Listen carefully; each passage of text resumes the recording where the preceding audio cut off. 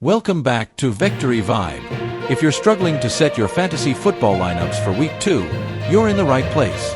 Today, we're breaking down the top starts, sits, and sleepers that will make or break your fantasy matchup this week. It's fire and ice time. Imagine this. Your QB throws for 300 yards and 4 touchdowns while your opponent's QB barely breaks 10 points. That's the difference between fire and ice. Stick around, because we're revealing the picks that will give you that kind of edge and have you dominating your league this weekend. Let's kick things off with the quarterbacks. My fire start of the week is Anthony Richardson, facing the Green Bay Packers. Richardson's high air yards and elite mobility make him a must-start. The Packers just got torched last week, giving up over 400 yards. This is a prime matchup for Richardson to light up the fantasy scoreboard again. And if you're looking for a sleeper at QB, look no further than Baker Mayfield. He was QB2 in Week 1 and has another juicy matchup against the Lions, who have been giving up tons of points to quarterbacks. Don't sleep on Baker. But on the flip side, keep Derek Carr on your bench this week. The Cowboys' defense is a menace to quarterbacks, and Carr is walking right into their pass rush. It's too risky to trust him in Week 2. Now, on to the running backs.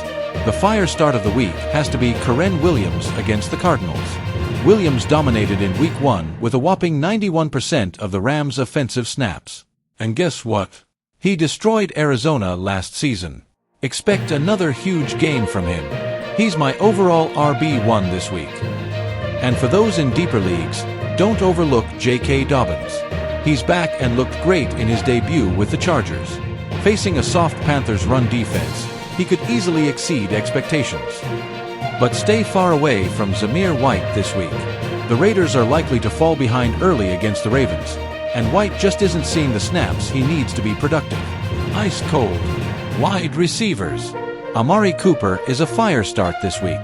With David Njoku out, Cooper will be the focal point of the Browns' passing attack against the Jaguars' weak secondary. Expect double-digit targets and a possible top 12 finish. Host. Need a sneaky play? Wan'Dale Robinson saw a team-high 12 targets last week and has a great matchup against Washington, who's been weak against slot receivers. He's a high-upside sleeper for deep leagues. But be careful with Stephon Diggs. He's been touchdown dependent, and the Bears' defense doesn't give up many scores to wideouts. This week, Diggs is on ice. Moving on to tight ends, Mark Andrews is my fire start of the week. Don't let Isaiah Likely's performance fool you. Andrews is still the main guy, especially near the goal line. Start him with confidence against the Raiders. For a sleeper, look to Colby Parkinson.